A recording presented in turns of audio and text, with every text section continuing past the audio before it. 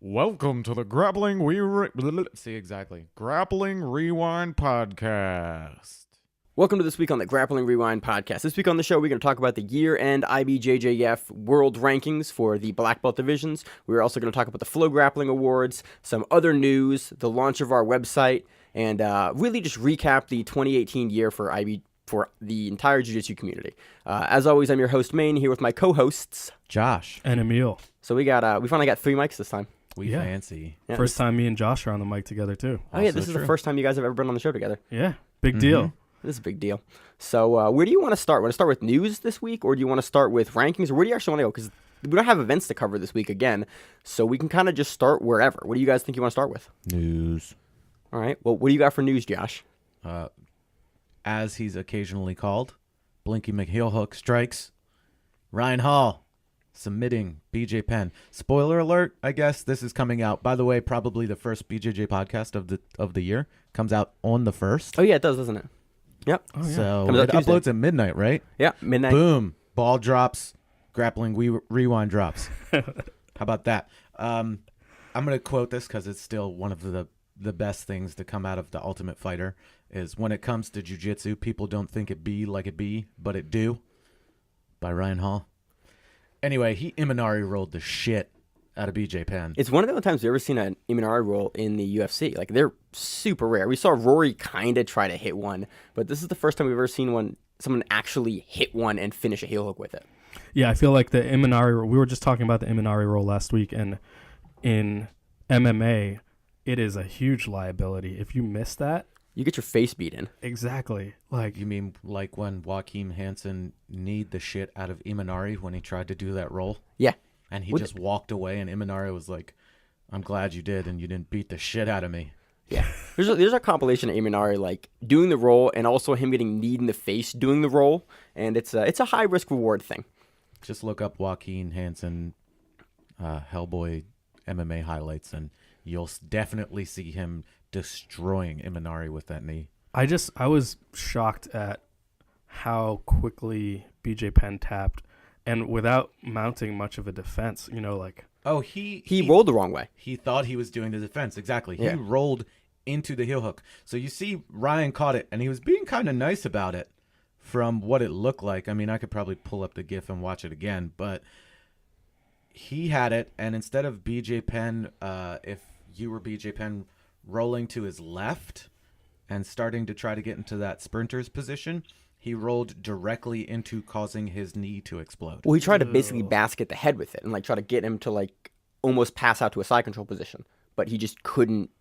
Oh, no.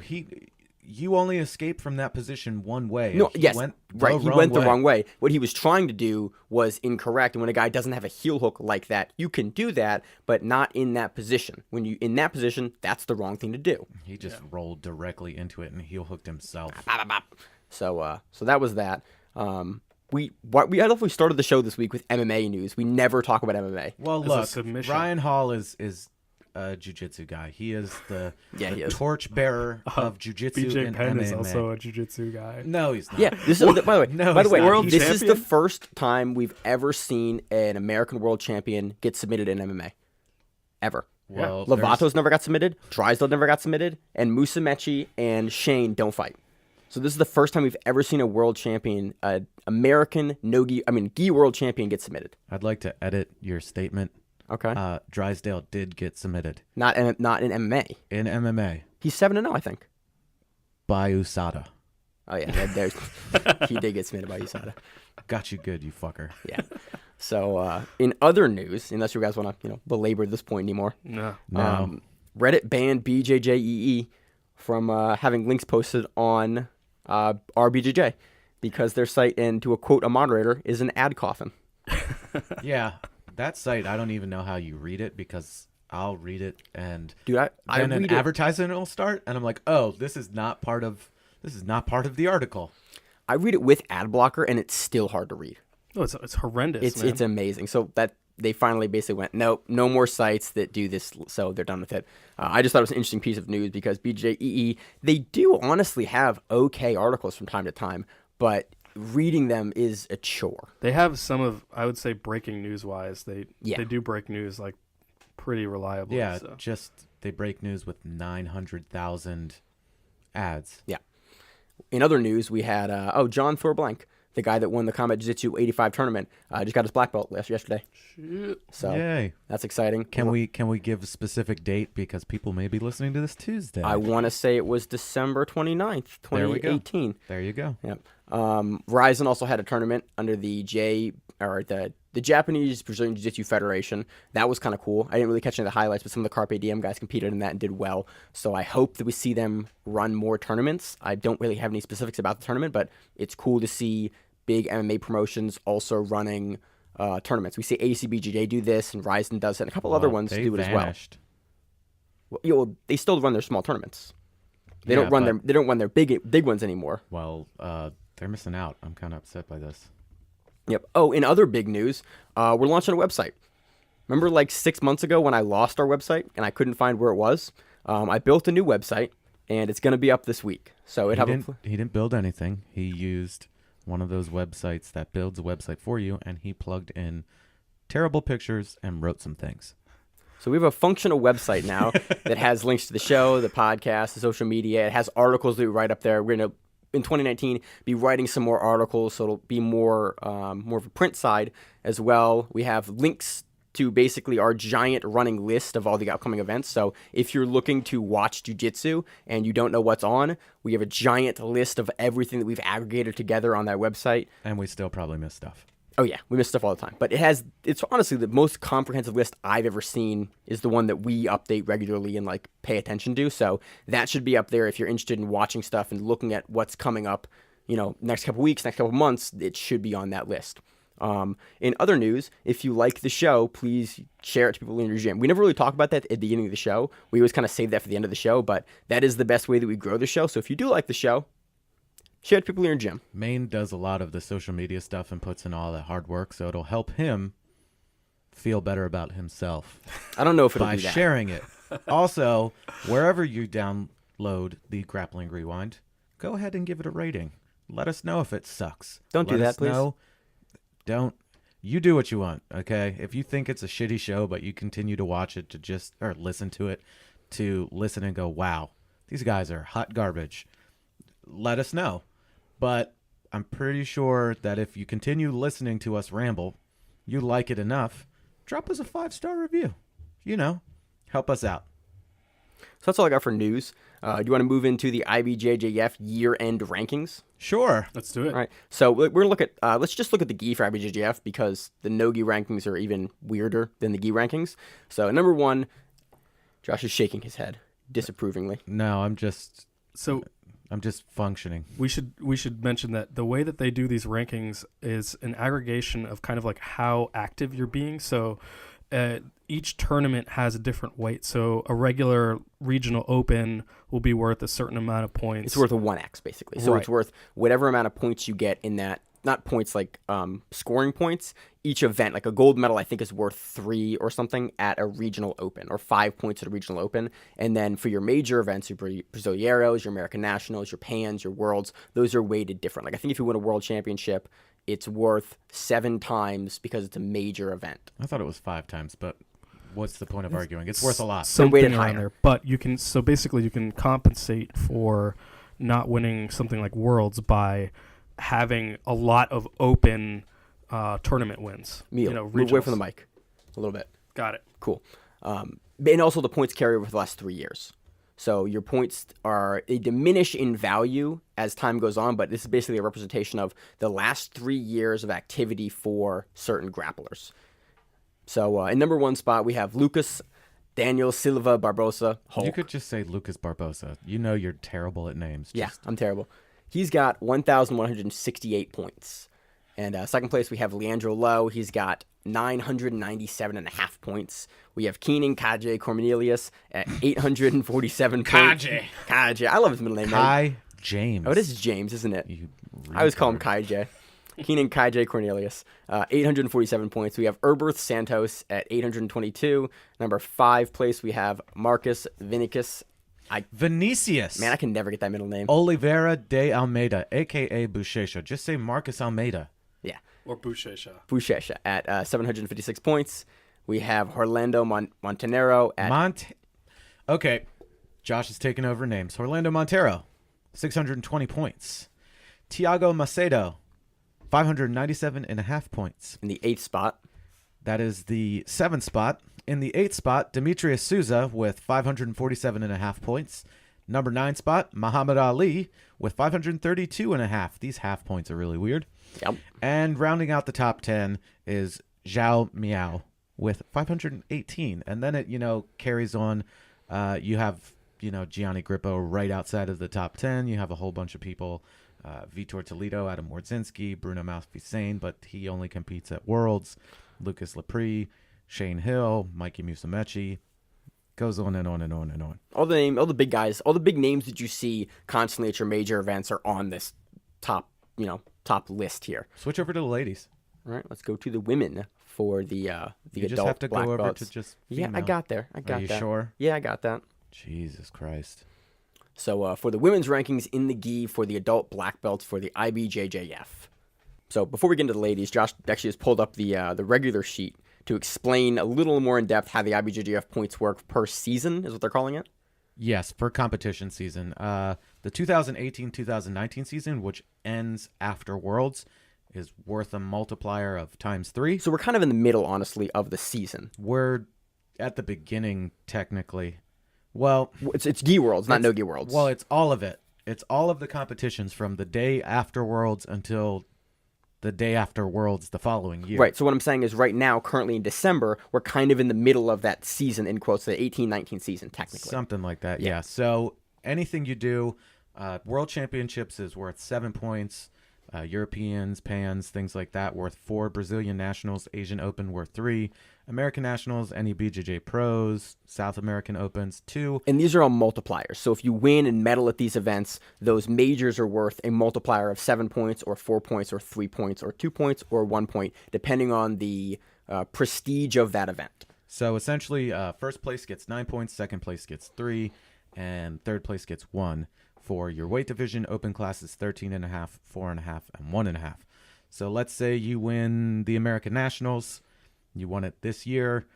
9 points times 2 times 3. So 18 times 3. Yeah.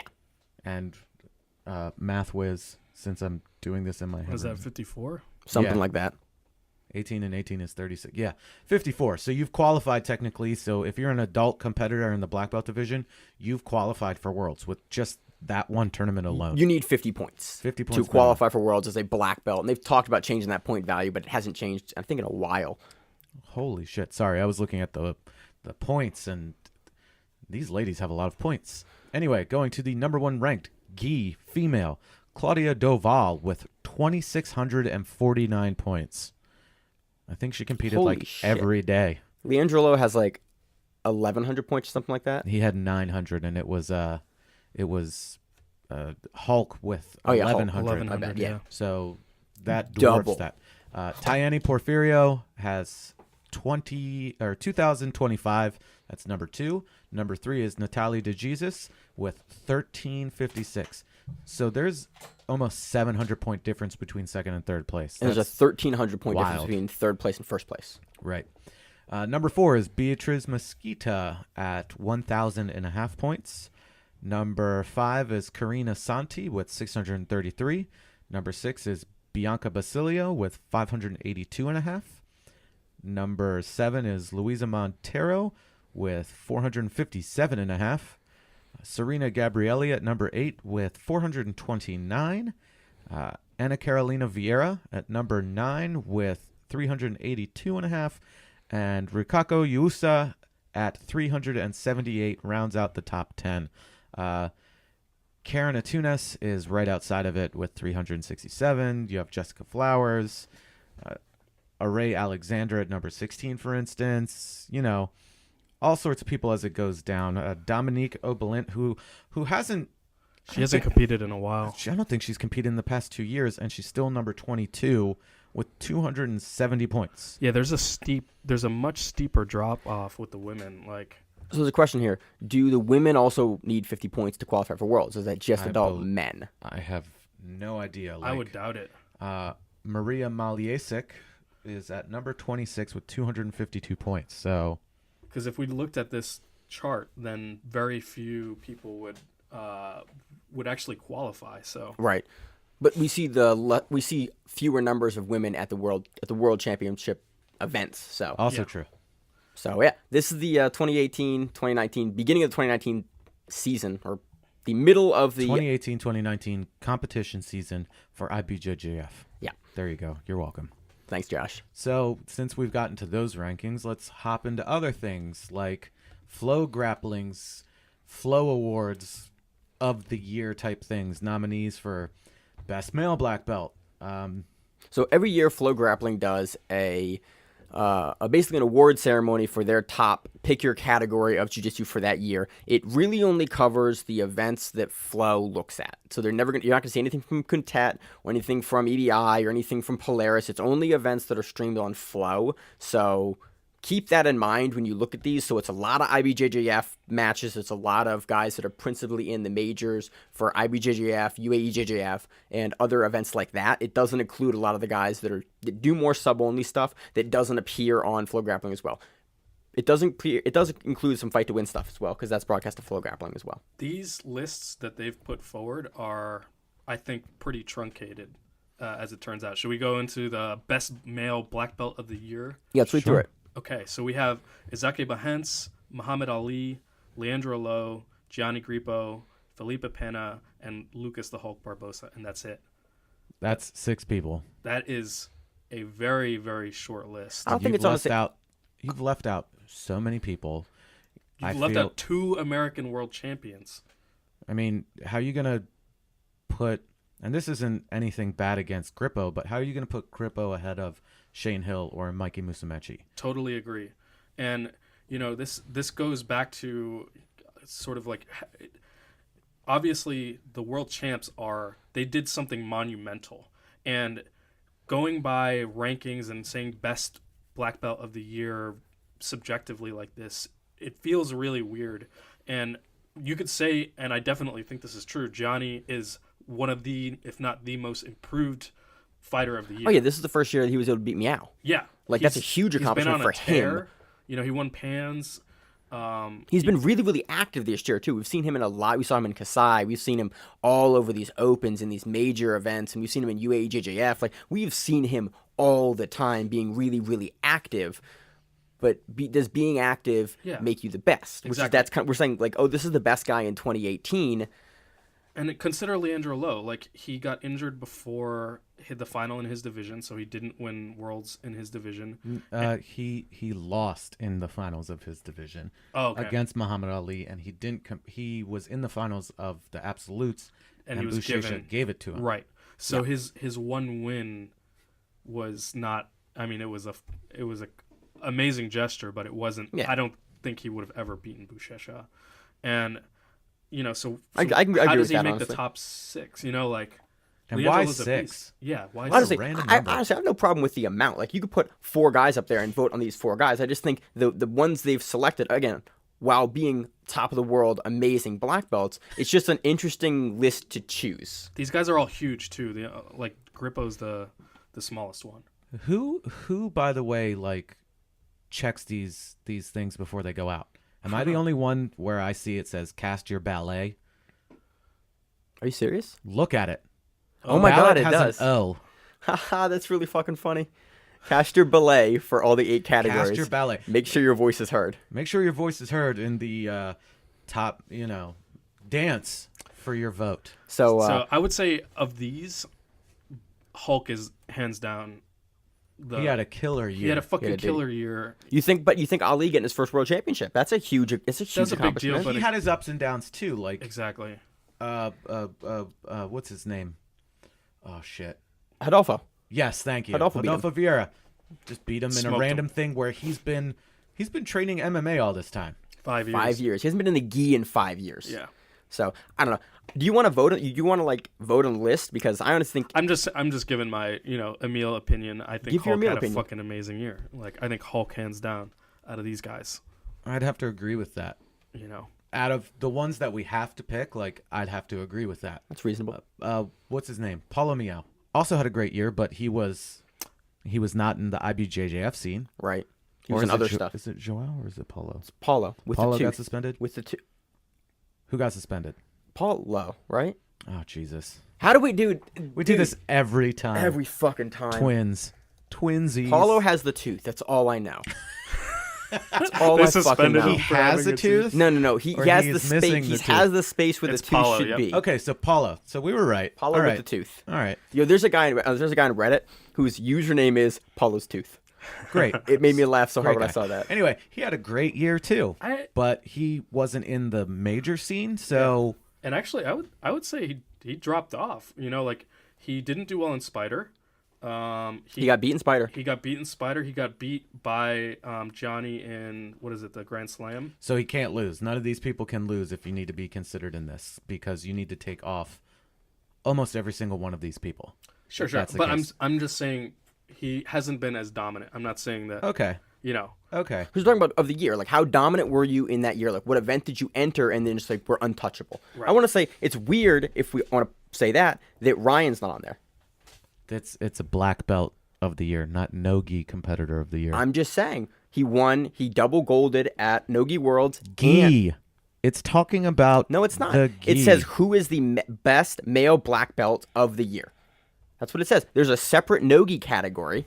This is the best male black belt of a year. You want to not put Gordon Ryan on that. I just think it's really interesting. There's you Well, definitely. I honestly, think he he- didn't have the competition that No, everybody I else agree. had either. I agree. I just think it's really interesting to not put him with the other people on this list. It's interesting to not put him on this Don't list worry, as well. they suck his dick later on this fucking ballot. we Yeah, suck his give it a dick every second. week. Wait a second. Anyway, we're let's move move on. on Yeah, I to the female black belt of the year. Ana Carolina Vieira, Karen Atunes, Natalie DeJesus, Bia Mesquita, Tayani Porfirio, and Claudia Doval. Hold up 1 second. It's really funny. So Josh has We this have up. 3 of them up, and everybody has a different way of it listing. It's Oh, yeah. different order. Yeah, they it do that. randomized. I don't know why they would have it do that. Oh, probably to prevent bias for like. Oh, if first, you're, okay, like, that makes sense. Yeah. It's actually a good way to do it. So personally, for me, it's probably Bia Mesquita. What she's done, I would all agree with of that, the honestly. tournaments that she's won, like the only one that I feel is close to her is Ana Anna Carolina. Vieira. Yep. Other than that, like I can't think of anybody else. Yes, they're like every single one of those women deserve to be on this list. Yep. I'm not saying that they don't. Like every single one of these women deserve to be on this list, but the one that was so consistent all the way through was Bia Mesquita. Yeah, that's completely reasonable. I don't really have In my personal opinion. I also don't have a ton to add to that. I think it's completely reasonable. Emil, do you have anything else? No, I think we see them all the time. Yeah. And always taking home the win. So. Okay. So 2018 biggest moment. Jesus Christ. I'll read from mine. I know they're all over the place on everybody's, but Gordon Ryan sweeps the Nogi Worlds. You can just remove that. I think that's silly. Again, that's silly. Don't He worry, had, what, Maine. 4 matches? Something Here like that. is them filleting Gordon Ryan for you. There you so go.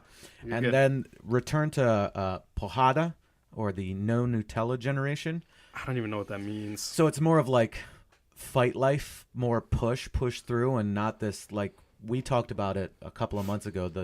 We saw the Nutella patches. We Their were like, what the biggest fuck is moment this? of 2018 is a meme. Yeah. Which I'm not against, but I'm just saying like that's I kind know of a weird meme I to know choose. what the meme is. I just like I don't feel like the attitude. I mean, I'm not in touch with the competitors, but like I don't see a big shift. There's no shift. Like the people that are high level competitors have always been that way, and have always like been tough nosed, gritty competitors Right. where they just fight. This no Nutella thing is fucking stupid. Like if I you want to agree. talk about fake black belts, when was the last time that some fake black belt jumped into one of the divisions? Andre Galval dancing on that dude. I love that video. Yeah, but it's also like 10 years old. Yeah. Is it that recent? I want to say it's like 06. It might be 12. it might be, I like yeah. how you said recent, and it's a fucking decade. Yeah. But that's what I'm saying. Like it's not recent at all. If Like, that doesn't anything, happen anymore because everyone knows what the sport is. The barrier to getting into the high level competitions has gone up, right? Like we were just talking about how you need 50 points in the IBJJF competitions in order to get into a world. You also have all the any sign-offs. Right, but any schmuck can get into the worlds. Like, if I compete this year at black belt, I can get into the worlds if I get enough points. Do I feel that I am going to be a world champion? Man, the stars got to be aligned right. Comets got to fall on a few people. Like somebody's got to get shot in the head right before I compete. Like You got to get 3 first-round buys for some reason. somehow magically buy all the way through. Nobody makes weight up until the finals. Josh, are you asking us to take care of some people for you? 'Cause Look, I got some connections. Is all right. I'm saying. But I think that's preposterous to begin with. Like, if you don't think that jiu-jitsu, especially nowadays, or really, from its comeuppance, isn't a testosterone-fueled, like, male cum fiesta, you're a fucking idiot. Like, it's a totally male-dominated sport. It's now just coming in the past, like, 2 years where, like, women are really getting their come up from it. But it's they're male tough mentality. as shit too. They're tough But as shit. some of the women are scarier than the dudes. Oh yeah, hands down. Like, I'll jump in there with, like, Buchecha before I jump in there with Bia Mosquita. She's way more frightening. She is scary. Not in, like, a bad way, but she's just, like, In like a gives no wants to fucks. win on another level kind of way. Yeah. Yeah. So it's like, I think that's stupid.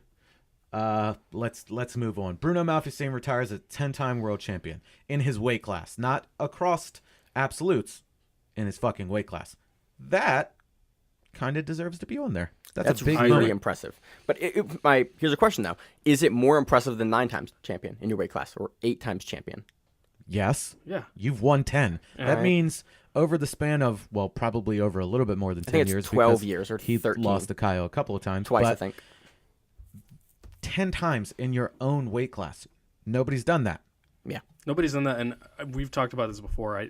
I find that more impressive than the combination absolute if you're a big dude, because how often does not the heaviest weight class win absolutes? It's very rare. Very rare. Yeah. It happens, but it is uncommon to say the least. Right. Here's a giant bullshit one. Leandro Lowe finally gets his absolute title. Get That is outta not here. a big moment. Get Is it on the fuck outta fucking here. list? It's right there. They phrased this poorly. I think if they It makes it phrased seem it like he that's won a by Buchecha. That's a competing. Buchecha moment. Exactly. Versus anything. That was a give me. exactly. That It was, should say Buchecha gives Leandro Lowe his absolute title. Absolutely. Because that's what he did. and that's a huge fucking moment. That almost deserves to be on the list. yeah, it does. They should award it Because that is that we talked about this a couple weeks ago. It's unprecedented Yep. to someone to give another person a gi world championship in the absolute division. It's never happened before. And he went, you know what? You're injured. I'll give it to you. yeah. They're friends and all, but Yeah. like That's unprecedented. that's money. Across gyms too, like it'd be Yeah. one thing if it was the Yeah. same gym, but that's awesome. No, it wasn't a closeout. It was like, oh, we're boys. I give this to you. So what else we got? This one also deserves to be on there. Mikey Musumeci becomes first American yeah. 2-time world champion. Yep. Yeah. Absolutely. Yeah, that's a huge fucking moment. Who else has done that? I'll wait. Well, there's no. Okay. I think it doesn't Nobody. necessarily matter that he's American. It matters that he's not Brazilian. I think it caveat as American is weird. It's just the first No. non-Brazilian Don't to ever. you love America? No. I do What love about- me some America. what about- Do you love America? What about like the English or Lithuanian? Like, think about that. Well, I think it's kind of weird that they didn't caveat that as male world champion because Yeah, we've well- had female world champions before that are American. Yes. That have 2-timed it I as believe females? I can't I remember. believe so. Dominika Oblanta. Nope. She's Nope. she's listed as Lithuanian Oh shit. in the rankings. And I'm trying to think why can't I remember her name? She was one of the heavyweights quite a few years back. That was American. Oh wait, Josh. It's blanking. I know who I'm talking about. It's bothering me. Go to the females. Mackenzie Dern's done it twice. She doesn't count. She does. She won it twice. She's fake Brazilian. Everybody knows that. Look at Penny Thomas. Penny Thomas, South African. There you go. Lana did it. Lana Stefanik. That's who I was thinking of. So she did it. Oh wait, no, because she did it the same year in Wait, her in weight absolute? class in absolute. I'm talking 2 years. Mackenzie Dern's the only American to ever do it twice in a row. Because you consider her an American. She's American. She was raised in Arizona. We can bullshit. Her dad's we can bullshit like she's not American. Yeah. Born in America, Josh, raised in America. Don't piss Megaton off. I don't want to have to check my bed for underneath my bed for fucking Megaton. He comes out while you fucking talk piss shit. him off. Yeah. I don't Have need you that shit. seen that dude? Yeah, he's terrifying. Yeah, because he looks creepy. Like, I know he could kick my ass, but that guy looks really scary. Yeah. Like he hasn't eaten for 3 weeks. He also looks like he's like that kind of like old looking that is like he's never gonna fucking die. Like he Like looks, Helio Gracie, kind of? yeah, exactly. Right, okay. He's gonna outlast us. Yo, this fucking show derailed hard. Oh, yeah. Josh, good to have you back, Josh. Yeah. Last one on this one, which I think is kind of stupid as well because it's not a black belt thing. Roberto Jimenez submits 10 for double gold. Not in the black belt division. Yeah, Purple belt, right? purple belt. Yeah, I think, he's brown belt No. now. It was purple belt when he did it. Yeah. It's Don't get me super wrong. impressive. Kid's a beast. He's amazing. He's incredible But to watch. are there other moments that could go above that? Yeah, sure. Yeah, It's also like, if Shane you do that, Taylor. there's an argument Shane to Taylor wins first at featherweight. And mind Yes. you, Cabrinha wasn't there and Rafa Mendez wasn't there. Whatever. I don't give a shit. That was a fucking big deal. So there's some big moments. I honestly would give it to either, if you reword this, Buchecha giving it to Lowe. That's a huge I'm gonna go with Mikey Word. Bustamante. Yes. Like that's a big either Mikey, either Bruno, or either Buchecha. One of those three for me. I think Mikey's win is signaling a shift in power in the grappling. It obviously the Brazilians are still far and away the center for Brazilian Jiu-Jitsu, but now I think We're having some more Americans have success. We also the first year we had 2 American champions simultaneously. Yep. Which is exciting. So moving on to the next one. Yep. Who is the 2018 Breakthrough Grappler of the Year? I think this is a great poll to take. This is important. Aaron Tex Johnson, Mateus Lutz, Gabby Pesanya, Kanan Duarte, Ross Nichols, and Tommy Langacker. These are so good. I think. I like that they included a female. Yep. It Yeah. wasn't just like it's all dudes. Granted, it's only one, but I it's like- not all guys. That they got a grappler from the UK here. They have. Where's Langacker from? Is he's Swedish One of those flags, yeah. or something? One of the IKEA countries. Maine's racism. That's not racism. I just don't know which flags they are. All right. It's cold as fuck. They grapple a lot. They put out some good guys. I don't know where it is. It's frigid and Is cold. it Iceland that he's from? It's Iceland, Finland, or Sweden. One of the IKEA So countries, basically- like I stated. European Maine is what you're saying. Yeah, pretty much. What you're saying is Aryan people? No, No. not at You all. racist Swedes piece of are shit. not Goddamn. Aryan. So who do you They're guys think? not. They're all like 6 feet tall, blonde hair, blue eyes. Anyway, this is tough. I mean, like, There's good arguments to make for all these guys. it's hard for me to pick between Kanan Duarte, Ross Nichols, and Mateus Lutz. Are all three of them are.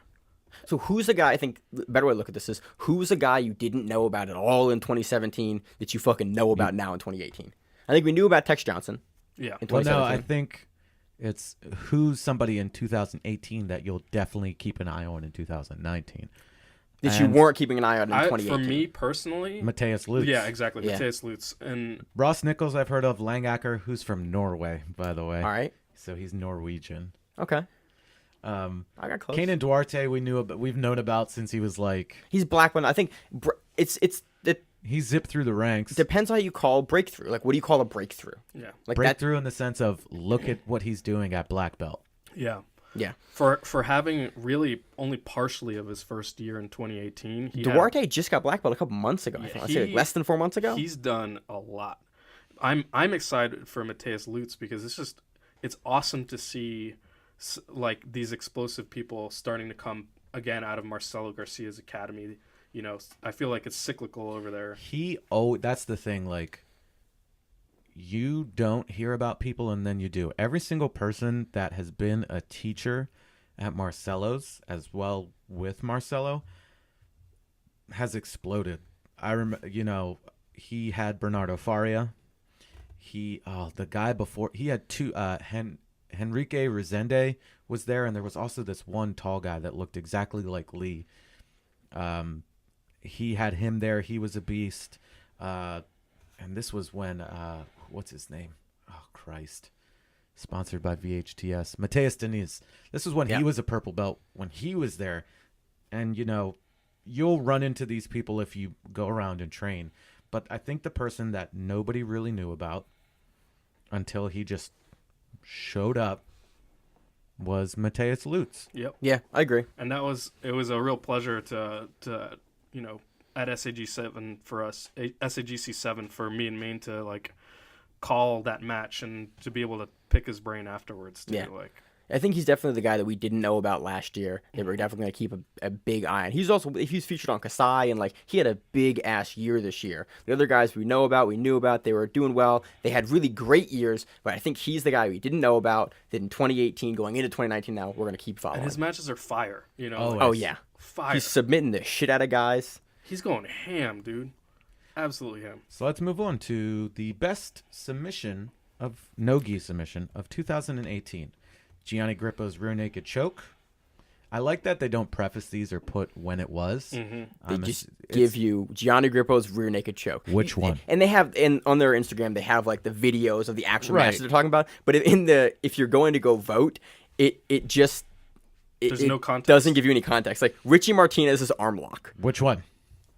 Like, I know the Dustin Akbari Persian pry bar, as they like to call it. It was that weird little submission from the ADCC trials. Yeah. But unless you watch a lot of it, you're like, what the fuck is this? Yeah. Or I think Clark Gracie's pretzel plata. that's a recency bias thing. That was cool, but it's recency bias. I also have a caveat for these. I think for your best submissions of the year, your best submission of the year has to come against a guy or a woman that is of a similar caliber to you. So that would be like Grippo's rear naked choke. Yeah. That one should be like the standout one then. Yeah, and I think Or this of this list. This one is hilarious to me. Tex Johnson's straight ankle lock. You mean when he won in the finals? Are we talking about that one or one of the 800 other ones that he's done? Yeah, that's true. Like some of these And we can things, go like in- these and guys need to work on it a little bit. And it's not saying that it's bad, but they need to like preface this. You can put right under in the text in parentheses from this event.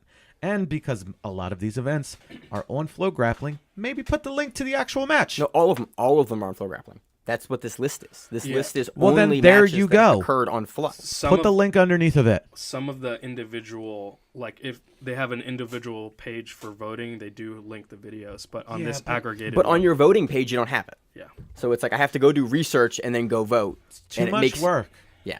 So that was interesting. I think honestly of this list, Dude, Grippo, who I don't know if he's ever beaten oh Christ. I'm doing this a lot today. What's his name? Paula. No. Who rear naked choke at Nogi Worlds to win the finals? Fuck. We just happened. I know. It's bothering me. But him and the Meows would go at it too. It's gonna pop up in a second. Oh, this is terrible. And after a quick edit and Google search, Marcio Andre. Again, that one was the one that really, like, if you're going, that's actually like a level above Grippo. Grippo's never beat him that I can remember off the top of my head. So there you go. Like, oh, Dustin Akbari beat some rando. You know, Josh Hinger beat somebody with a north-south choke. Richie Martinez's arm lock, which one? You know, I think Dustin. I think there's a couple like really flashy submission shit, like coolest submission. Like you could have put coolest submission, but putting it as best submission is what kind of like. Well, you got to pick Grippo there. you could take the submission that you posted as the video. Yeah. Well, it's not flow. But it's not that, so, you know, they can't work off of that. But still, like, that was cooler than a lot of them. There was some really cool like overall, not on Flow's platform this year. There was some really cool submissions everywhere. So let's move on to the next category, the best gi match of 2018. This is names, Josh. This is you. I'm aware. You said right before we started again, I got it, so I assumed you were going to talk. But Nope. Anyway, Samuel Nagai versus Jonathan Alves, Leandro Lowe versus Keenan Cornelius, Lucas Barbosa versus Mateus Diniz, Marcus Buchecha versus Nicholas Mergali, Kennedy Maciel versus Gabriel Souza, and Nicholas Mergali versus Felipe Pena. Thoughts? Yeah. So off the bat, like, you know, I started watching these just to kind of get, you know, like, okay, recency bias, get that aside. What were they thinking when they put these on? And the Leandro Lowe, Keenan Cornelius one, I feel like they put this on there because there was a meme of, this is the one where Leandro Lowe, like, at the very end has this, like, just crazy blast double of Keenan Cornelius, gets 2 points, and then starts, like, shaking his head around all fucking crazy. But aside from that, I don't know. It didn't strike me as... Best gi match of the year candidate? Yeah.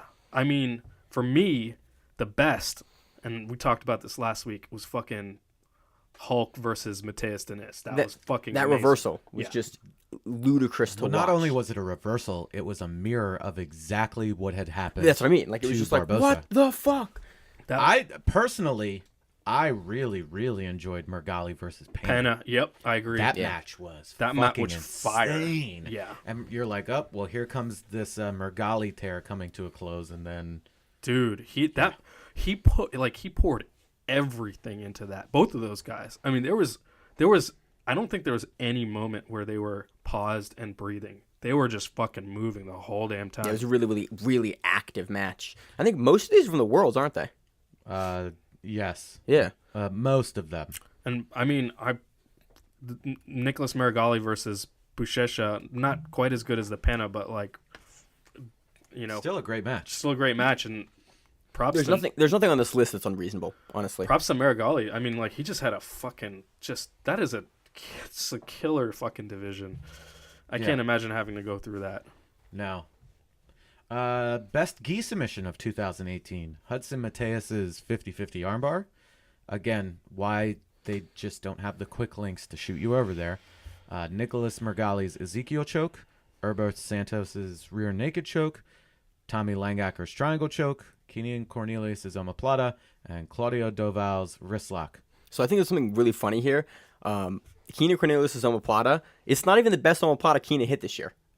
This isn't the omoplata he hit at ACBJJ. This is one he hit in IBJJF. It's like Keenan had literally a better omoplata. It's not a FloGrappling But I'm omoplata. saying, it makes me laugh that literally they put Keenan's omoplata on this list, and he had a better, more impressive submission in a different event that's not on this list. Which one? Because he's omoplated so many people. The reverse omoplata from ACBJJ on Yuri Samos. No. I'm talking about Flow side, all the stuff that's from Flow. Which omoplata are we talking about? Because Keenan does a lot of them. Like, are we sure it's an omoplata, not a wormoplata, or whatever oplata that he came up with some ridiculous name for? I don't know. He's had some great omoplatas, but I think the winner, hands down, is Tommy Langacker's triangle. I would go with the 50-50 armbar. That was fucking amazing. It's fucking Tommy Langacker submitting somebody that he was not supposed to submit. Because he got him with a rib injury. Like, Herbert fucked his ribs up bad. And then, like... Are we talking about that triangle, or are we talking about him launching that triangle and... oh, Christ. Wait, is it a different triangle? Was it Lepre, or was it Michael Lange that went out of bounds after that? You remember that from Worlds? Are we talking about that triangle? Like, I don't know which triangle we're talking about. I thought it was the Herbert Santos. That wasn't even a triangle choke. It was just like, oh, my ribs are fucked up tap. Like, he got. I think that's the triangle we're talking about. That's the triangle that's on this list. Is that triangle from Tommy Langacker? Yes. Oh well, that one's stupid then. That's what I mean. It's like it's so weird. Like, I was thinking the other one where what's his name backed out of bounds. Yeah. No, it's not that one. It's a different one. Bullshit. Then I'll just go with wrist locks because I think they're awesome. Claudia Duvall's wrist lock. It's Josh's. That was a dope wrist lock. You're actually. a monster. That whole finishing sequence was really cool from her. Everybody in this room has been at the receiving end of one of my wrist locks, and they tell me that they hate me or they call me an asshole while I'm doing it. Pretty much. I'll flip you off while you're doing it. Yeah. Yep. And then you'll do it through it, and you'll laugh. Mm-hmm. They're great. But we go back and forth. It's fun. What was the best no-gi match of 2018? All right, hold up. So Okay. the first one on this list is Mike Padilla versus Wilson Hayes. I'm just saying, last week we called that match out. Before this fucking list came out, I'm just saying someone listens to our show. I don't know about that. It was a pretty fucking good match. It was a really, really good match. Yeah. It was exciting. You guys got to see it live. I got to see it live. I didn't see it. Emil wasn't that's at right. that one. Emil didn't go. You Emil got was to at see the that other one live. Right. Now let's start knocking off some matches that don't deserve to be here. The Nicky Ryan versus Gio Martinez match. That shit was boring as fuck. Agreed. Boring. How's that the best no-gi match of the year? There were better matches. Nicky Ryan had better matches. Yeah. But not on FloGrappling. The Polaris match with Imanari was better than this. Mm-hmm. Point. Yeah. Yeah. It wasn't a bad match. It just was like, we're talking about matches of the year. You have like 6 matches of the year. We watched like 100-something events We in watched this room. a lot of jiu-jitsu. Right, in this room, on the list of events we have for 2018, we watched like 100+ events. Each event had a minimum of like 10 to 15 bouts, if not like fight to wins had 35. And your best 6 matches of like the 800 matches that happened in all these majors, like 1,000 matches. That's on your list. Yeah, it's name recognition, you know. Yeah, they're like, oh, who are these people? Okay, we'll get this. Yeah. We'll get this. We'll get this. I'm not saying any of these are like Bad. None of them are terrible. bad matches, but I'm saying like Some of them were not selected, exciting and would not get a best no-gi match. You've selected 6 matches from the entire year from the thousands of matches that happened that you broadcast, and you selected these 6. Was It's the just match interesting. Nikki Ryan versus Ricky Lule, was that in 2018? That was 17. Wow. Yeah. See, it all blends Because together. I looked at it because we were put on our list, and it was 17. I went, oh, It shit. all blends together. Yep. So keep going. Yeah. Oh, yeah. Where was I at? The Josh Hinger versus Mateus Diniz match. That was a good match. Ty Rotolo versus Adam Benayoun. Like, they're all... There's maybe 2 matches. Like, even, like, the Gordon Ryan versus Kanan Duarte. It was something that was looked forward to, but it wasn't a best match. Yeah. It was exciting. He rear naked choked him at the last, like, dying seconds of the match. It was exciting, but as far as, like, best match of the year, it's kind of like, it was a really good match, but it wasn't like, oh my god, best match of the year. Out of all of these, I would go with... And there's also Jason Rao versus Peter Barch is Right. also on that list. But out of these, I would go with Padilla versus Hayes. Yeah. Out of Yeah, all no, of I think the that's ones right. that you can choose from anyway, Yeah. I think that would be the best one of 2018. Yeah. Yep. That's reasonable. All right, so that does it for our look at the 2018 FloGrappling Awards and in Grappling Rewind views and opinions section of the show. So his name came up a couple times, but I want to know, end of the year, did Herbert win or did Erberth win? Oh God, I almost forgot about him. Oh I would goodness. say Erberth was back for the most part. After like his big old clusterfuck at the beginning of the year, he definitely looked better. And just recently in the Grappling Rewind team chat, I posted a picture of him. I was like, wow, he does not look good physically. He looks like smaller, like he lost a bunch of size. Yeah. I don't know what's going on with him. We'll see. He's always exciting. You want to move on? Yeah, let's move on. Let's. So let's move on to the Fight to Win Best of 2018 awards. So shout out to Fight to Win. Fight to Win paid at a total of $1,070,184 in commissions to the athletes. Salaries. Don't forget that. Salaries and commissions to the athletes, which is the second year in a row they've paid out more than $1 million to the athletes. 39 shows, 27 cities, 17 states, 1,319 matches, and a total of 689 submissions. They had a hell of a year. It was a great year to watch Fight to Win and enjoy the shit out of the events they put on. Josh, you competed on Fight to Win this year. I did.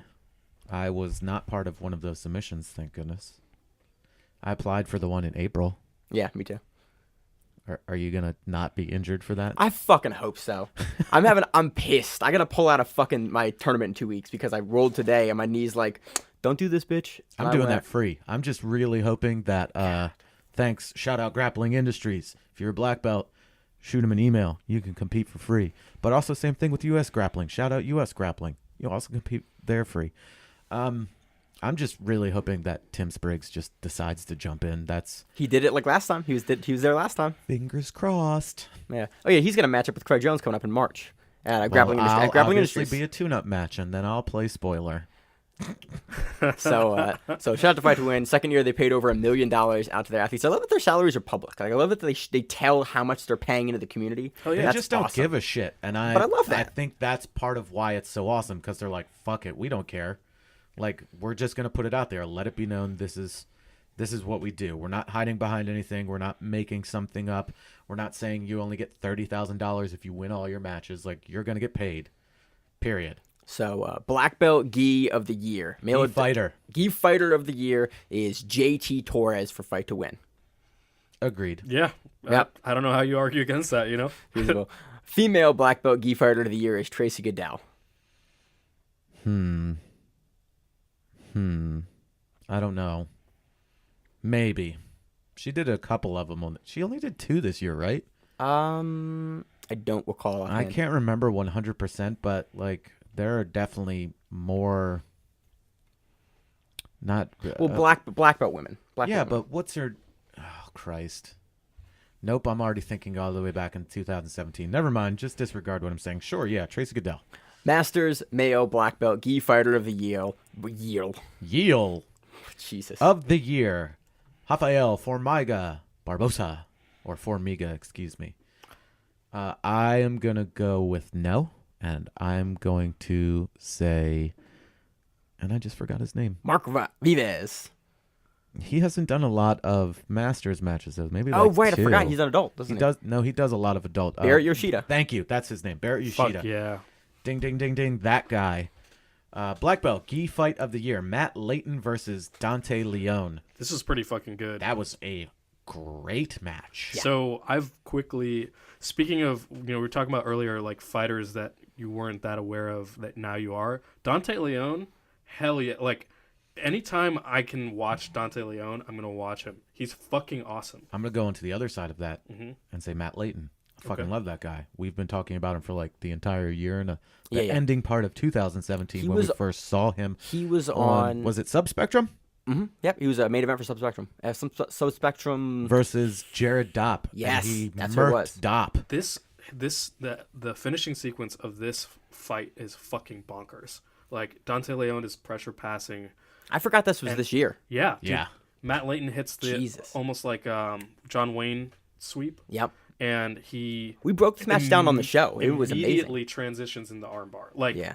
that was bonkers. The smoothness in which he hits the sub and transitions over, you're like, holy Slick. fuck, how good are you? Against someone like Dante Leone. Damn. I forgot. I'm actually upset that's not on our list because that match was amazing this year. Yeah. Yes. Yeah. Yes, Very indeed. good match. The black belt Gi submission of the year goes to Sergio Hernandez's Kimura. What's the guy's name that did the head scissors? Was that this year or Josh last year? Cisneros, the little kid, purple belt kid. No. The black belt. That Oh, did that was last year. it. Jeez, That was see, the heavyweight. This is how much grappling we watch that all of these things blend together. Yeah, Josh, you talking about the guy doing the head scissors? You're like, if I ever meet him, I will shake his hand. Yeah, I wasn't sure if it was. Nope, this it year was or last year. It was last year on the show. I swear we were talking about it in this room. I think he did. He might have done it twice actually. I don't know. We watch a lot of grappling. It Going gets on. a little confusing. Black belt no-gi matches. We had adult male black belt no-gi fighter of the year, Rafael Lovato Jr. Yep. Or Agreed. Raphael. I always put the on his name. He's American, so it's Rafael Lovato Jr. It's You Rafael. just fucked it God up damn it! again. Did I fuck it up? Yes. God damn it! Rafael Lovato Jr. That's an agree. Big time. He Yeah. beat Tim Spriggs. He That match was on our list actually for this year. Again, the match is a little slower than I remember it, but it was just a really amazing performance from Lovato. Yeah. Like he's just been on a roll. He technically was going well. He just wasn't cutting since he fights at 85. He just he's great. He's a great competitor. He has been for years. So. Adult female black belt no-gi fighter of the year, Anna Carolina Vieira. Yep. No more than that. I'm Yep. good. Masters Black Belt No-Gi Fighter of the Year is Ron Kessler. Barrett Yoshida. And goddamn, you love Yoshida. I love Yoshida. Black belt no-gi fight of the year, Mike Padilla defeating Wilson Hayes. That's a good one. Yeah, This is why I'm not entirely convinced FloGrappling is listening to this podcast. All right, fine. It's a good match. It was a really fucking good match. That's why it was on our list. Why it's on everyone's list. Yeah. If it's not on your list, you fucked up. The black belt no-gi submission of the year was Gio Martinez's Gogo Plata at Subversive. That was pretty slick. That was was pretty slick. slick. It was a nice sub. Yeah. You want to keep going? Yeah, brown belt gi. Adult male brown belt gi fighter of the year, Felipe Hosha. Disagree. Troy Everett. Facts. Definitely walkout of the year. Facts. I'm being honest. Like, how many times did you see him on all the cards over 2018? A bunch. Yeah. He did a bunch of walkouts, which were awesome. And he won a good majority of his fights, too. By Darce. Or whatever. It didn't really matter. He won. Price is Right, he did. Yeah. He did I Prince think Price walkout. is Right was he did 17. Price- I think he Price did is Right was Prince. 2017. Holy again, whatever. Felipe Hosha's again is a great competitor as well. So I'm not downplaying him. Okay, so we're just cuckoo for Cocoa Puffs over Troy, I guess. a little bit. Adult female brown belt fighter of the year, Maggie Girandoli. She finally got promoted. at Nogi Worlds this It's last week. Grindotti. What'd I say? I don't know. I don't even want to try. Gryffindor. Yeah. So Grindelwald. she is now a brown belt, but she was competing this entire year as a brown belt. So I think this is honestly reasonable. She put up some really great performances against some high-level brown belt competition. I think she's now champ at brown belt, even when she was technically purple belt. Now she's a brown belt. Hopefully we get to see her defend those titles numerous times in 2018. She was on the Maryland card.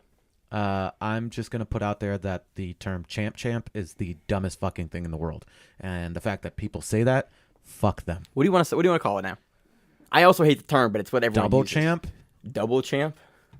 Two division champion? Gi and Nogi champion? Yeah. Ooh, champ. Fuck you. All right. Brown belt gi fight of the year. Eric Schlosser defeating Khalif Nascimento. Fight to win 68. Goddamn, Fight to win 68 was this year? Dude, they just grind through. Yeah. They win 39 events this year. And then There are Brown... 52 weeks. Yeah. That's one almost every week. Yeah. We watch a shitload of Fight to Win. Yeah. Tune in next week as Maine does math. Fuck you, Emil. Brown belt gi submission of the year. Nikki Sullivan with her wrist lock armbar triangle at Fight to Win 94. I agree with this one wholeheartedly.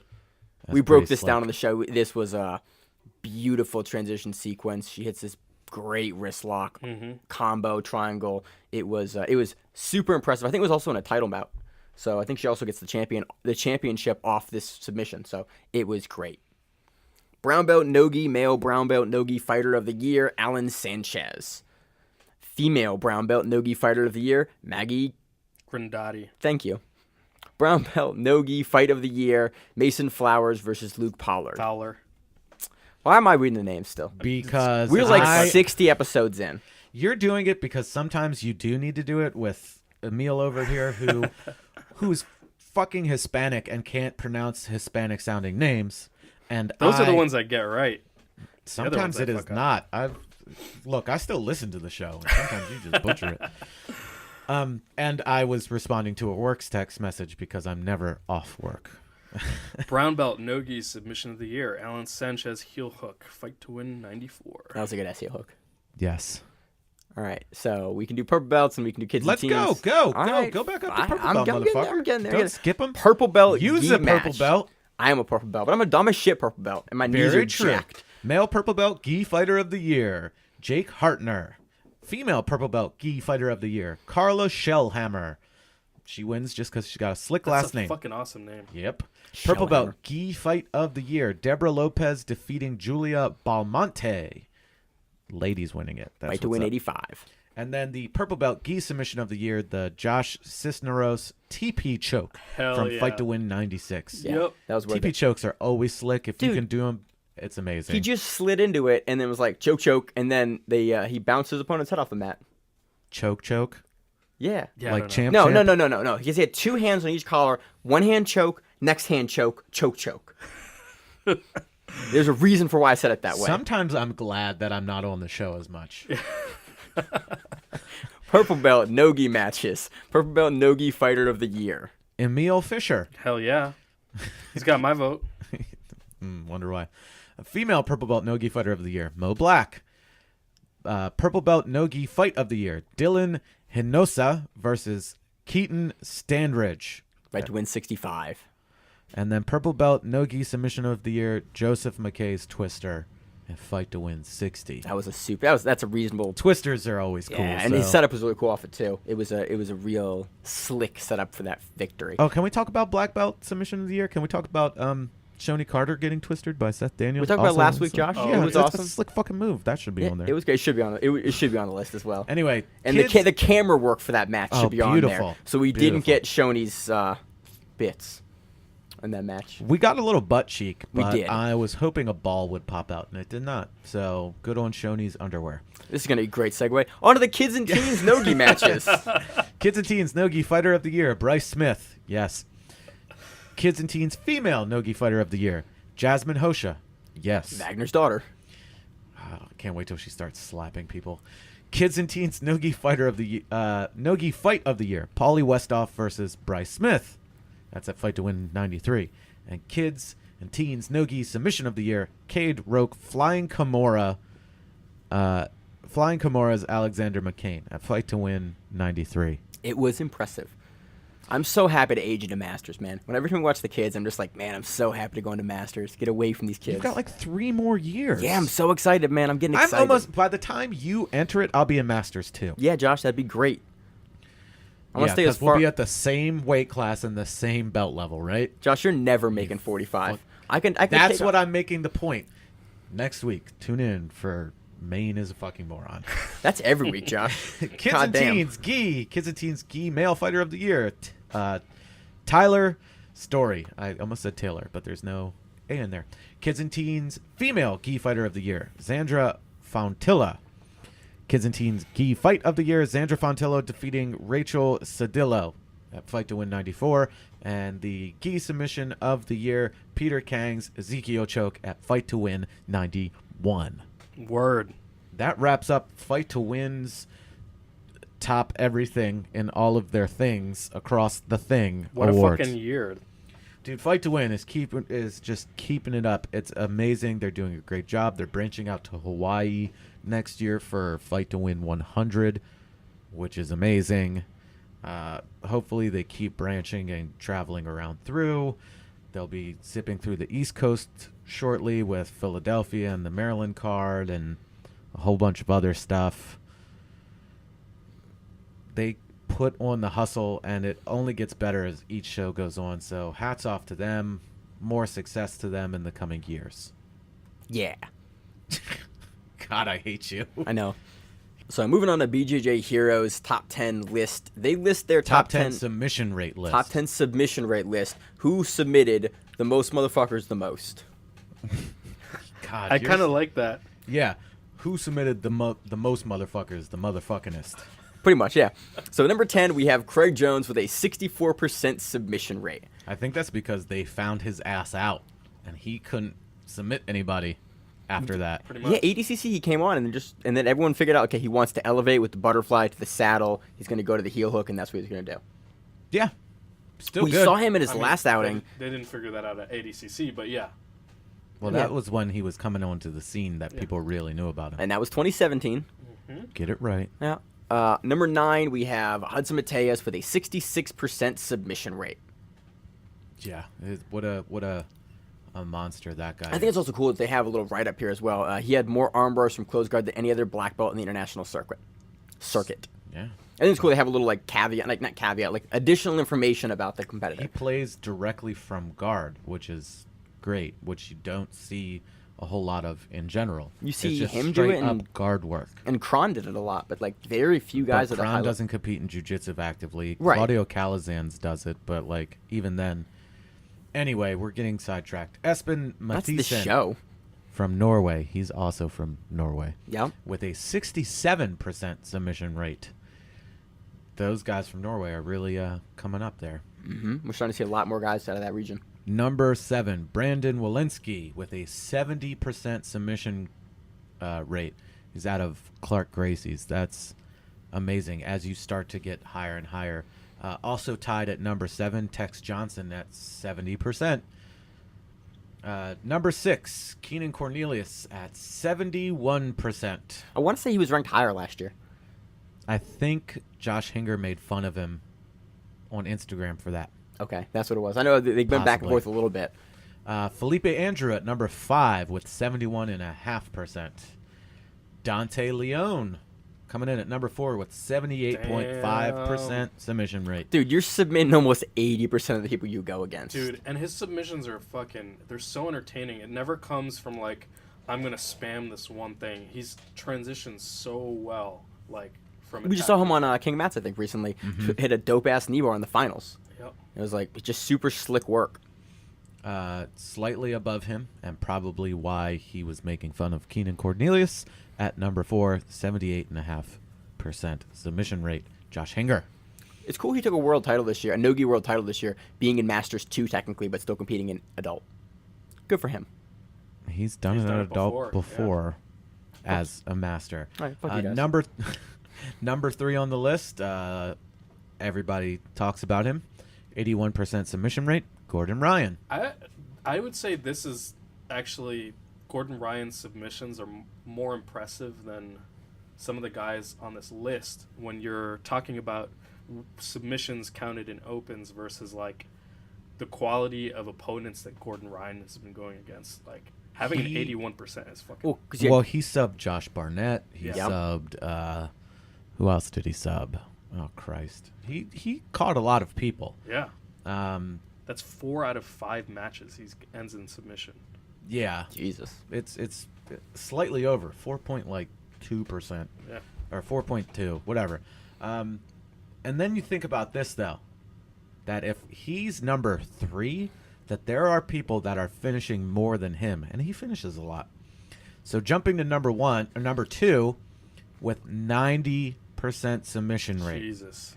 9 out of 10 of his matches, he gets a submission.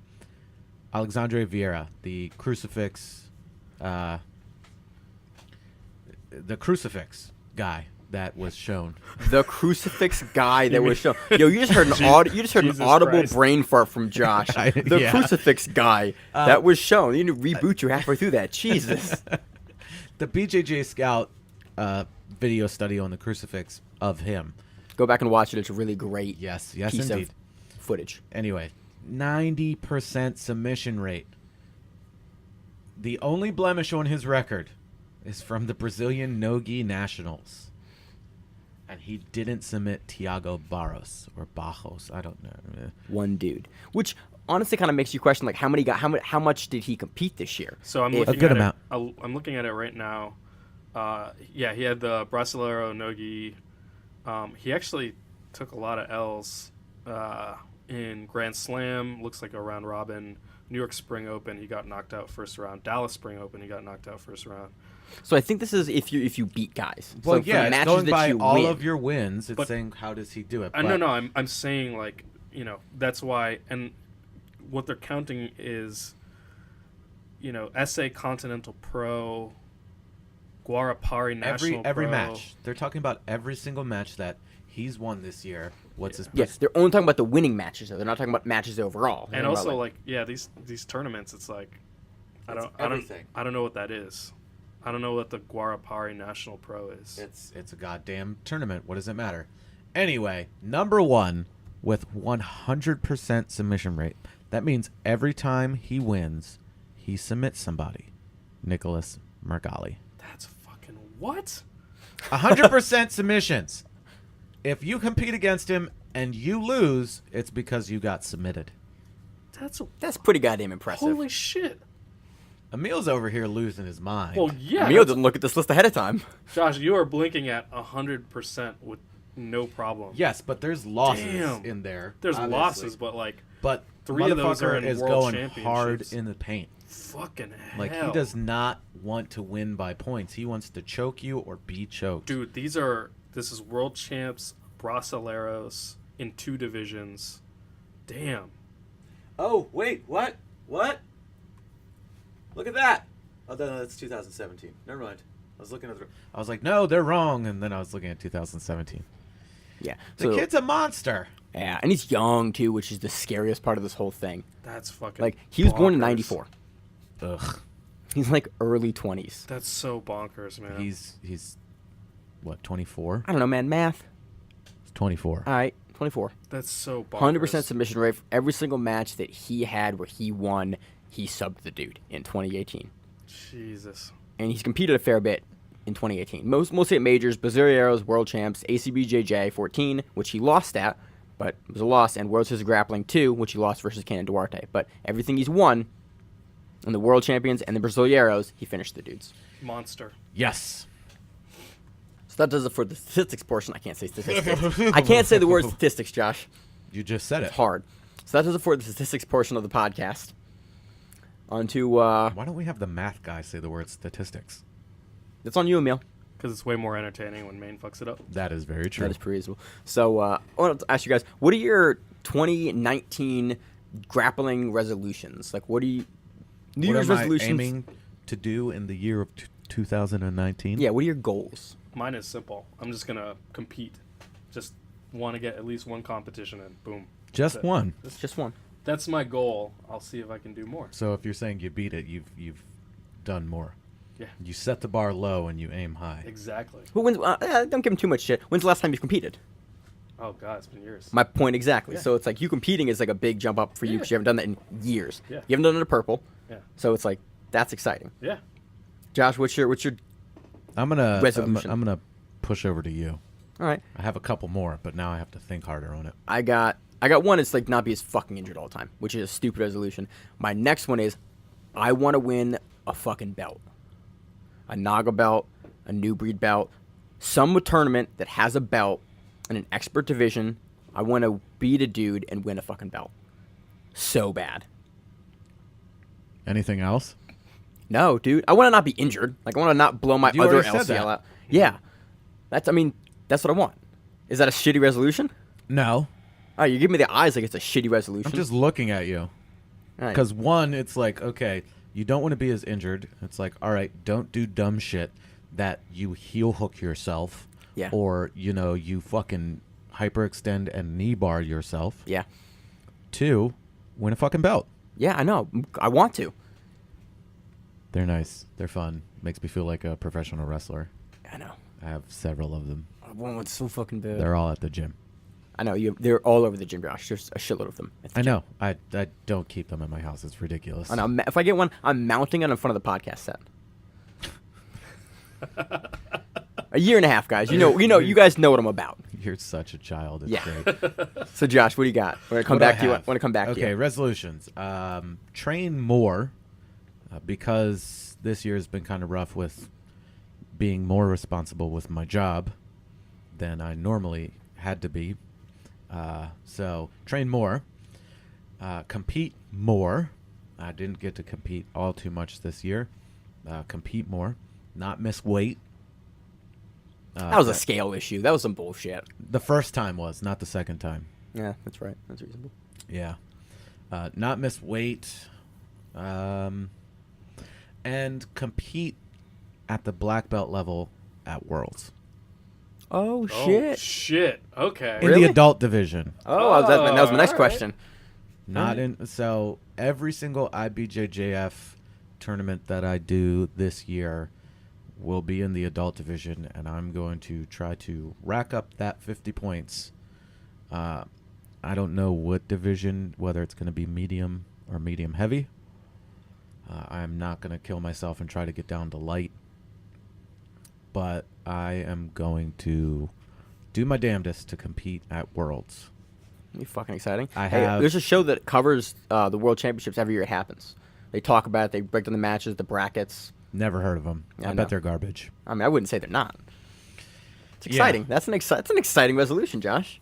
Yeah, but we're just talking about jiu-jitsu resolutions. Like, if we're talking about just in general resolutions, skate more, climb more. You've been skating?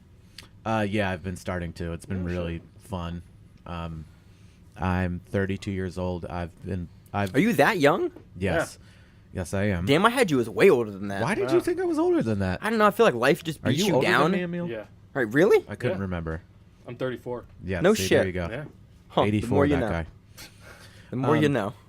Yeah, so I've been playing around with skateboards probably since I was like 3 or 4. Up until this year, I have never ollied. Like, just straight up ollied. Not, like, done a trick, because I can do kickflips. I can do shove-its. I could not ollie to save my How life. can you kickflip and not ollie? It's easy. Because it's different mechanics. I can get it to pop and start to rotate, Huh. which is different because it pops enough, but I'm not landing on it, so technically it's not an ollie. I'm trying to create the spin movement to do the kickflip. By the way, I love that your 3 kind of hobbies and interests are all just fucking brutal on your joints. You just must hate your body. Yeah, probably. If you do jujitsu, that's kind of par for the course. Yeah. So I want to skate more. I want to climb more. I just bought a camera, so I'm going to work on my camera skills. Oh, and writing, because I am going to be doing articles on our new website. I'm actually pretty excited about that. And I just want to, just get better at writing and being able to communicate that way. Because as you can tell, when I speak, I sound like an idiot. So I'm going to try to put out an article, and spoiler alert, the first one is going to be about dealing with anxiety and jiu-jitsu. Word. Because I deal with anxiety. I take medicine for it. So who's better to write an article about it than some giant baby that does a podcast? That would be me. So that's going to be my first one. I want to try to do some other stuff. We definitely talked about doing a write-up of the experience of Fight to Win. I think we'll probably do that leading up to the Fight to Win in Maryland. Yeah, probably. And, from all perspectives of Fight to Win except announcing and commentating. Yep. And even though you two have done the commentating, it wasn't for Fight to Win. Yeah, different organization. And we're not doing announcing because Seth does Seth that. does that. But still, we have experience in competing, going as like a podcast and asking questions and interviewing, and also being the audience. So, yeah, more of that stuff going around. And So more articles coming out.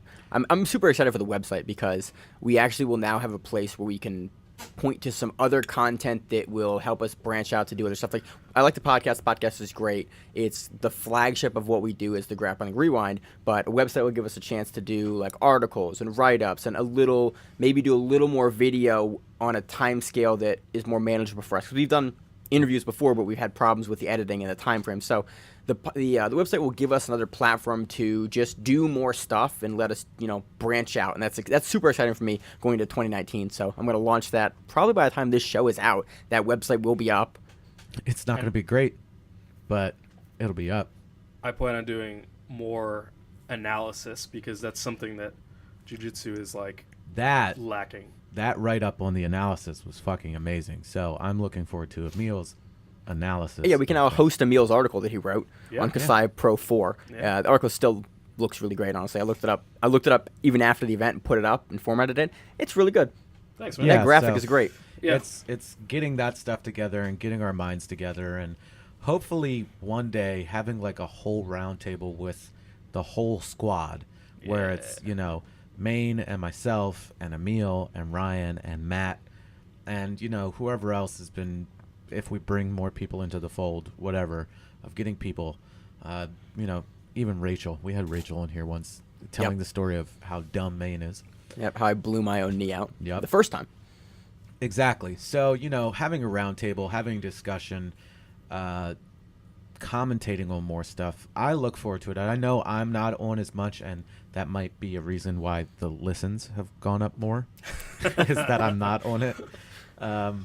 Or it's just the product is just getting more exciting, and it was a nice, somewhat needed change of pace when it came to Emil and Brian hopping in. And both of them have been doing an amazing job whenever, whoever's filling in for whatever. If I can't be there, Emil is here a lot now as he's more so of a permanent host, but even when being sick or just being away and doing other things, that we have Ryan to step in. And I know maybe one day Maine will bring some gear up to Maine when he goes and visits. Yeah, and that's my have goal. Matt on. One of my big goals for this year, and I don't know if we'll be able to do it, is either at one point try to get us all in the same room and do a show with like the 5 of us. Yeah. I don't know if it's possible this year or it'll be next year, but my goal is because we have 5 guys that kind of run the network that do a really good job, and you guys have all disparate interests, disparate talents, different styles of jiu-jitsu, things that you like, things you just like, and it's a really cool group that we have here with the network of of the Grappling Rewind. And so I want to have a show where we get everyone together and talk, because like this is the first day that you've ever been on a mic with Emil. First day Emil's ever been on the mic with Josh. Like we've been doing this for a year and a half now, and we've just never done that. And so having more of the shows that we bring in, different guys from the network, and eventually bring in some new people that have some other skills that maybe the guys that are currently here don't have. And, there's cool opportunities afoot, and I'm really looking forward to what we're going to do with the Grappling Rewind in 2019. And once again, a big part of that is like Maine's obsession with doing this kind of stuff. A lot of the driving force behind this show is Maine. Like 100%. He puts in the hustle when it comes to social media posting, to Even editing. like the whole thing. That all falls on Maine's shoulders. Yeah. And Maine does a lot of like the get-togethers. Like, what are we gonna do here? Are we gonna do this? Are we gonna do that? Dude, putting the like events list together, Yeah, which is a huge pain in the dick. He's a psychopath, and he works 40 hours a week, not to mention on just his regular job. And trains like every day. Trains every day, and then comes home and does this. I'm pretty sure Rachel hates him 95% of the time, and then the other 5 she just tolerates him. So, you know, he puts in a lot of the work. A lot of the people in the group chat, we all put in a lot of work. All the people that have helped us along the way, Greg, Simon, anybody else that's, you know, helped us out in one way or another. Maine's cousin who gave us cameras to use. Yeah. You know, anybody, Fight to Win, they've been super awesome with coming out and letting us backstage, essentially losing out on money per se of a ticket sale by letting us just come in and interview and cover the event. Yeah. You know, we're always super appreciative of that. SAGC for letting Emil and Maine commentate. Yep. 10th Planet Bethlehem for being welcoming to Maine with open arms. Any company, Subspectrum, whoever, anybody that's got in contact with us, shot us some info so we could shout them out, told us that we can do this, athletes that give us information, that work with us. Yeah. You know, especially big ups to the promotions that give us video content to post. That's huge. That's super helpful with us because it allows us to give some additional footage to the social media stuff that we do. Like, hey, here's the match we talked about, and here's the footage of what we were talking about at the time, because right now we don't have a video podcast. We have an audio podcast, and so making that branch and doing that bridge is something that I'd like to do more of in 2019. We have some more editing stuff this year we're able to do, been putting that on social media, and so, yeah, really big thanks to any of the promotions that let us utilize their footage and put it up there. We appreciate that because it lets us show really talented grapplers and highlight what, you know, everyone on the network and everyone on the show likes to talk about, which is really good and fun jiu-jitsu. Or I'll put it this way, like my notifications for Instagram for both accounts are on, which is, I just haven't changed it. The amount of messages that Maine receives from people, and if you talk to us on Instagram, you're talking to Maine. The amount of messages from the other people's side that I see, and I then just go in and look and go like, what the fuck? Where does he have the time to do this? And I want to say 95% of the time it's while he's driving. So I mean, no, because we don't break the law. Wait, no, it's not, because it's actually spelled correctly. So when he drives and texts, it's always speech to text. Yeah, which is a travesty. So no, he actually takes the time and types it out. So I'm assuming that he like pulls over or something and starts. I've pulled over before to answer a response. There we go. Like, oh, this is important. Pull over, flashes, text, back on the road. Oh, man, you get paid to do that. That's great. No, he doesn't do non-work related things at work. Anyway, is that it, guys? I think that's it. That's it. That's all I got. That's all I got. I can't ramble. Year. I can't ramble anymore. This year has been great for grappling. Not so much for the rest of the country. But no politics. That's just right. jiu-jitsu. No politics, just jiu-jitsu. That's pretty much what we do. That's a callback to episode 1. Yep. Don't listen to that episode. It's awful.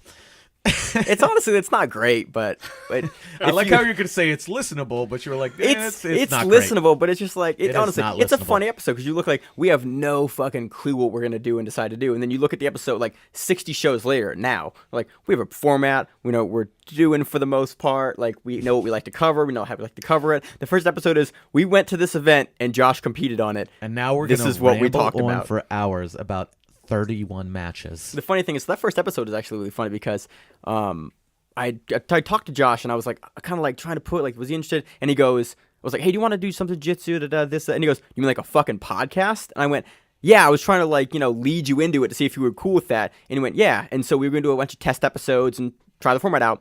The first day was the first time we got together was after Josh's Fight to Win match, in the first one, Fight to Win 53 in Maryland. And I just put a microphone in front of Josh, and I was like, all right, we're going to try an episode out. And we did have an opening. Maine just was like, I don't want music. Everybody does that. That's stupid. And I was like, oh, what do you want? Welcome to the Grappling See, that's what I'm talking about. Grappling Rewind Podcast. That's bonkers. what that's from. That's from literally the episode 1. That's literally the first thing that Josh said, and I just recorded that, and then I used it, and then we finished the episode, and Josh was like, that was not great. And I went, yeah, but, we'll see. And then the next day I finished editing again. I went to Josh, and I went, hey, I already hosted the site. I already paid for it. I'm going to put it up. Do you have any objection to that? And Josh went, I mean, no, fuck it, do it. And that's how the first episode of the show came across. Like, I don't give a shit. And That's hilarious. I had no idea. Yeah, there's a lot of behind the scenes stuff. Again, we probably have well over an hour of fuck ups. Oh my God. Saved. Dude, there's One day one day. when Maine isn't afraid that someone will shoot him on the street from the shit that he says, Jesus. that'll get released. So that's a little history of the Grappling Rewind. So that's about it for this week on the Grappling Rewind. Yeah, pretty much. It was awesome being here again. It was awesome being here with Emil. Hell yeah. Real quick poll. You can message us on Instagram, or you can message me directly at chops_and_chokes, or on Facebook at Josh Weinstock. Your favorite brand of Doritos, because right now we're all jamming on the Doritos Spicy Sweet Chili brand. And let me tell you something. Emil, 1, has never had them before. And 2, if you don't think they're the best fucking Doritos, suck a dick. So I'm Josh. With I'm Maine. and Emil for the Grappling Rewind. We will see you on the mats. Peace. If you don't like them, suck a dick.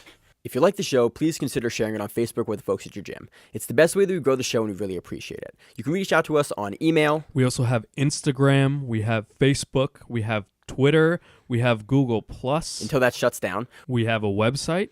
If you have an event you would like to have us cover, please let us know. If you have a name, like most people do, and you'd like to have us stop butchering it, Let us know. reach out to us. The show is also available on YouTube, Spotify, in addition to iTunes and every other podcast service. We very much appreciate your time, and thank you.